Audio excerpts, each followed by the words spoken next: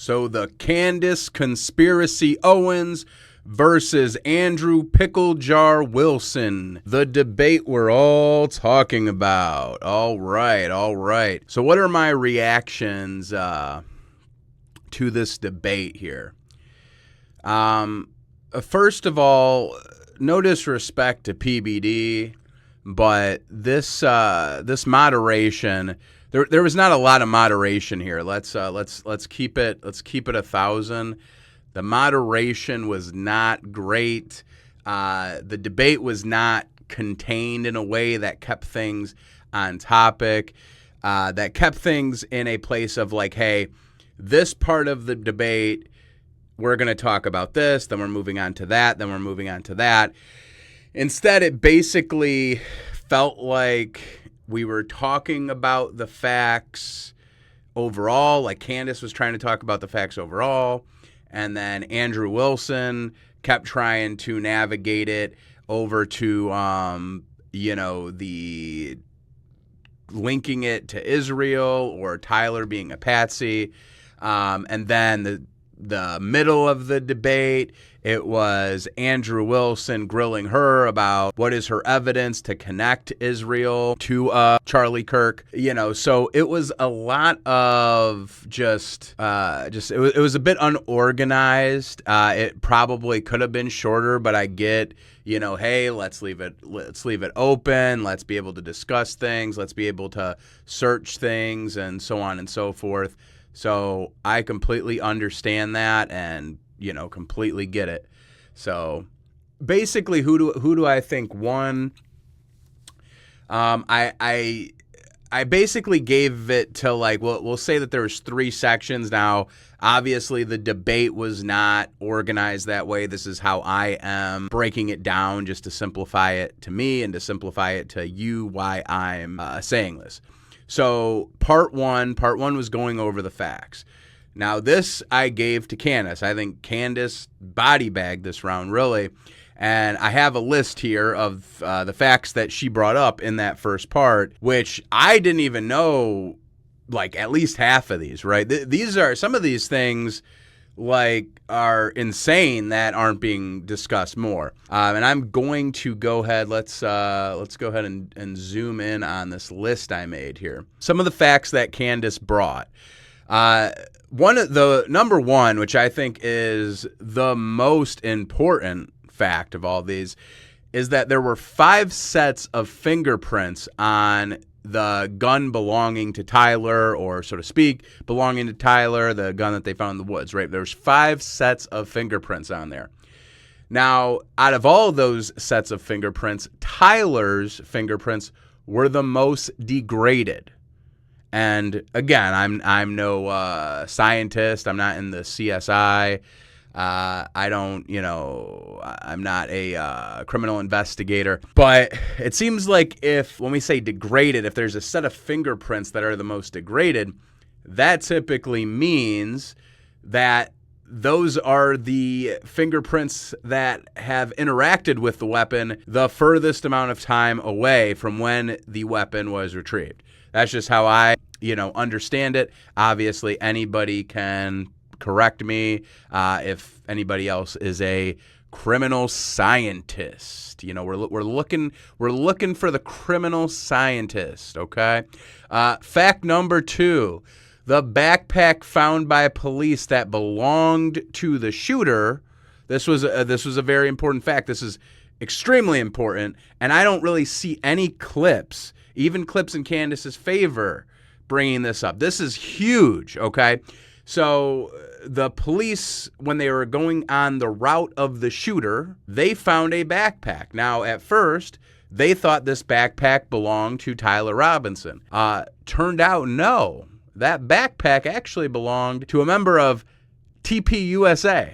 It belonged to someone on the staff of Turning Points, which is odd because it's not like it was found right in the middle of campus in the area that the shooting occurred, where the staff that we know was working. It was along off campus on the route that the shooter escaped to.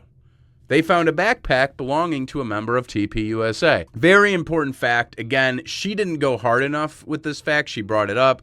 And, later on when Andrew's like, well, what evidence do you have linking TPUSA to this? She could have easily went back to that point and brought it back up. From what I saw, she did not. But, again, different story. Huge important fact. Definitely not to be forgotten about. Definitely needs to be out there more. Fact 3, Tyler's furry boyfriend testified that he was not certain that it was Tyler who was in the security footage. That was in testimony. He could not be certain that that was him in the security footage. Now, this I start putting at 3 because I understand, you could say, hey, well, when you're testifying, can you say 100% if you're not truly 100%? Do you have to be honest if there is any doubt? Again, I don't know, but I know if a person that I love is in security footage and I can see their face, I'm probably going to know that that's them. I'm probably going to be fairly confident, right? Fact 4, the only thing linking the guy in the footage to Tyler was the fact that they were both wearing Converse on a college campus, mind you. The only thing that links Tyler to the man in the security footage is the fact that they were both wearing Converse on a college campus with people in their late teens and early 20s. I don't know about you, but last I checked, that might be the most popular shoe for young people. That might be the most common shoe on that college campus. So yeah, that seems like a silly way to link the two, but nonetheless, we get to fact 5. Okay, fact 5: Tyler's parents themselves never made a direct statement to authorities that they thought that was their son in the security footage, or that they thought that their son was the shooter. Remember when all this happened? Oh, Tyler's parents turned him in, this and that. There's actually no evidence of that. The only evidence that they have of Tyler's parents saying that came from a third party. I forgot what his name was. Mike something, I believe, was a third party that reported to authorities that Tyler's parents made that statement. But Tyler's parents never directly made that statement to authorities. They did not directly turn him in. So that is a very important fact. And, again, I'm not an attorney. I don't work in law. There's a lot of things that I am not knowledgeable about when it comes to law. But a lot of these, if I was the defense, I would say, let's focus in on those fingerprints, right? Because, if Tyler's were the most degraded, that definitely feels weird, right? Now, Candace has a theory, what it sounds like. I don't want to put words in Candace's mouth, but it sounds like she has a theory that it was actually Twigs, whatever the furry boyfriend's name is. It sounds like her theory is that it was actually him who was involved and Tyler was the patsy, something along those lines. I don't really know, right? But there does seem to be some weird things going around Twigs. He's got some twiggy behavior, if you know what I mean. He's acting like a twig, you know what I mean? So as the first section of the debate. So that, because she was given facts, she was given evidence, she wasn't given emotions, she wasn't talking about her dreams, she wasn't talking about her feelings. She was listing off these facts, these important facts to the case. So, again, she, in my opinion, she won that section of the debate. Then we get into part 2. Now, part 2, Candace is on the defense. Andrew is grilling her about how can you link Israel to this, or TPUSA to this, or France, right? Which is let's with the France. Come on, let's leave France out of this. But those are her claims. Israel, France, their foreign intelligences were on the ground during when the Charlie Kirk shooting happened. And he's just asking her, can you provide, I think he used the term positive evidence. I don't know if it's positive, like plus minus, or if it's spelled a different way. Haven't heard the term before. But she's, basically saying, no, I can't, but this is how I feel. I feel this. And she did keep saying that in her defense. But, again, she's not giving that hard evidence linking Israel or France or TPUSA to them. And she seemed to start being a bit dodgy. Now, I don't know if, there's some legal precedence where she has to answer questions a certain way in this. Obviously, there's libel laws.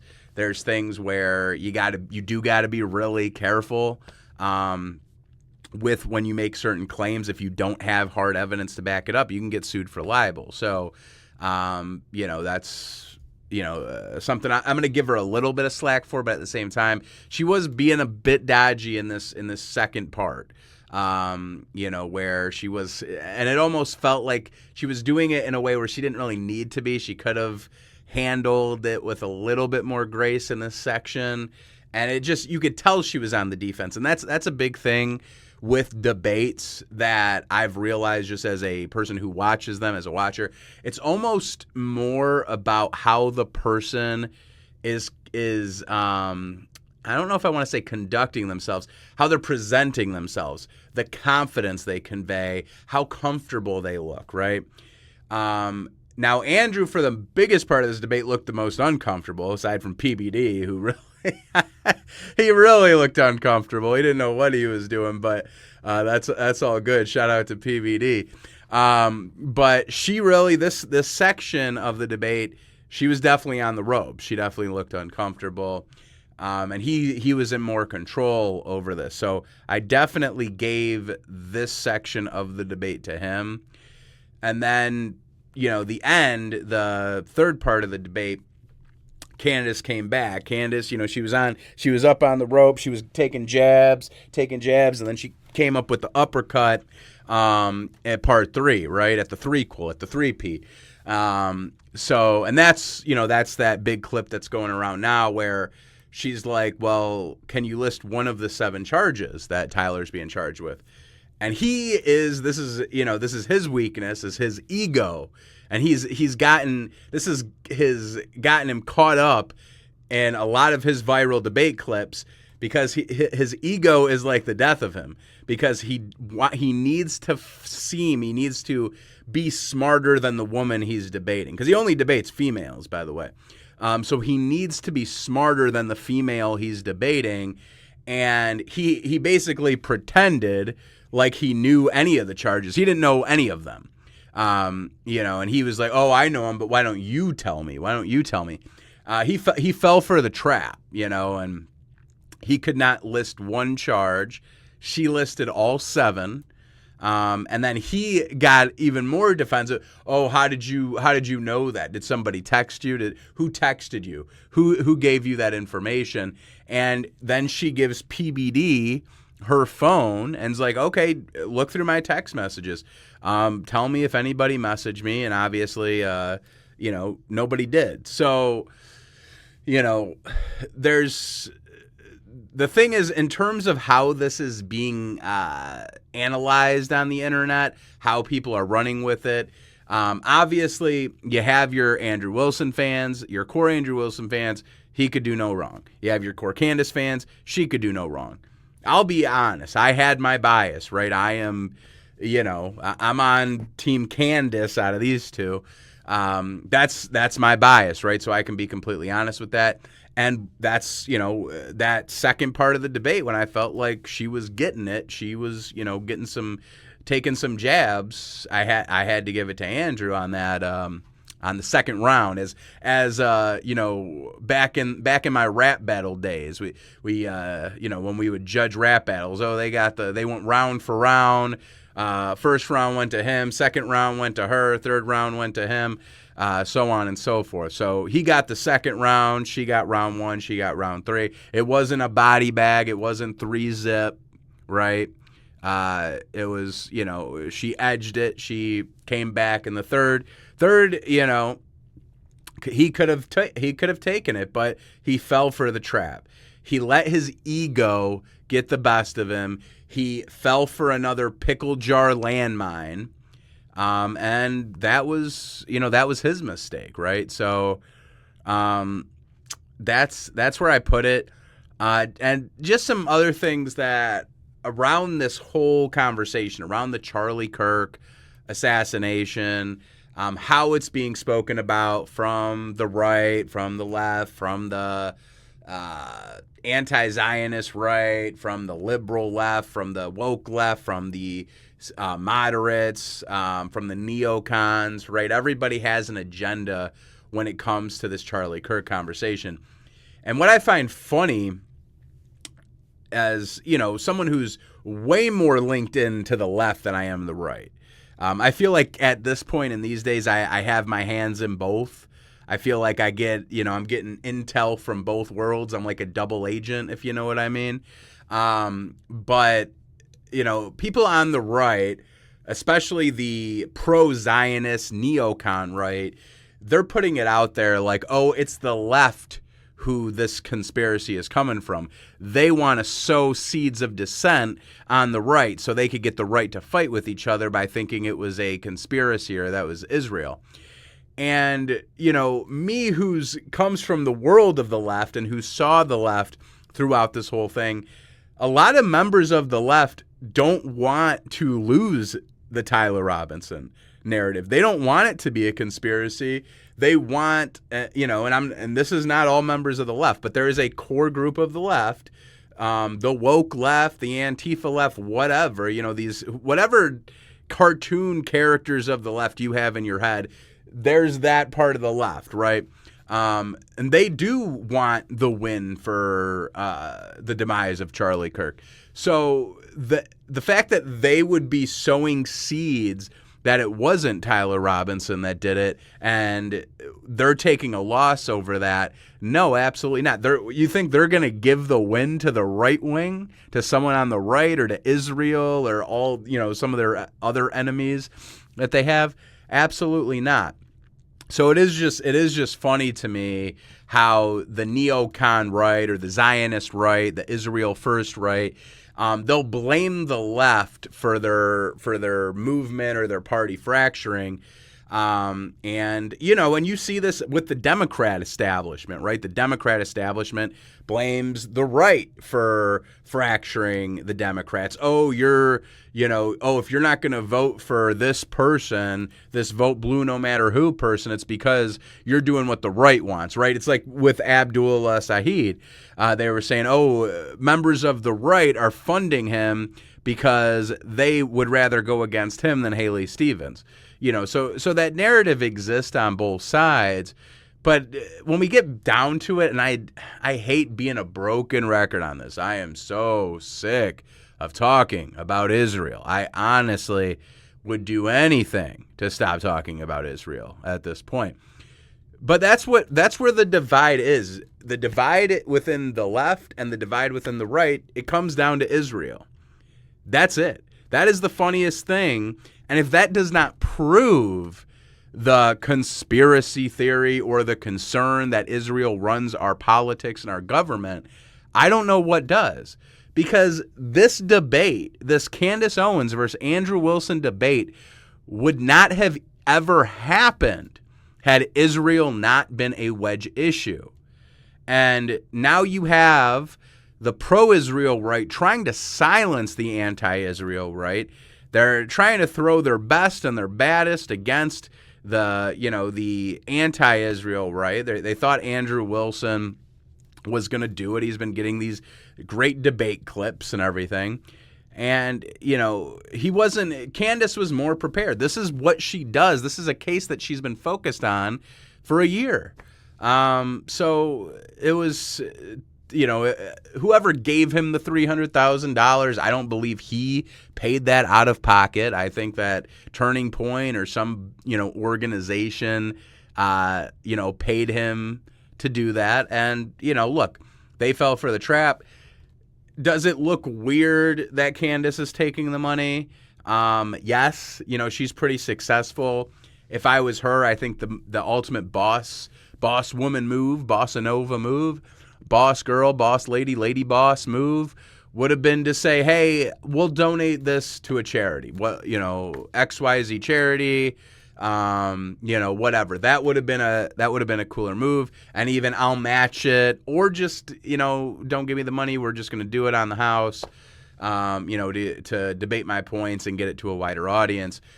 That was a weird look for her, but hey, whatever. Hey, $300K. Someone's coming to me to talk to me here in this beautiful podcast studio and saying, hey, I'm going to give you $300K to talk about your ideas. I'm not going to say no either. So you know what I mean? What are we going to do? What are we going to do? But those are my thoughts, right? So where does it go from here? It seems like Team Candace is still Team Candace. Team Andrew is still Team Andrew.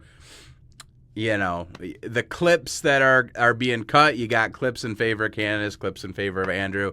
I felt like I could give a little bit more nuance. I thought that, again, the 5 facts that I took away from this, they should be out there more. There should be more clips from this debate about that, and it is weird how we're not seeing that. I am happy that PBD just kind of did a debriefing with his podcast talking about it, and they did bring up the fingerprints, which I thought was important. That is probably the most, if not one of the most important facts to come out about this case. I'm glad they spoke about it. And that's everything. Appreciate you guys for tuning in. So, adios.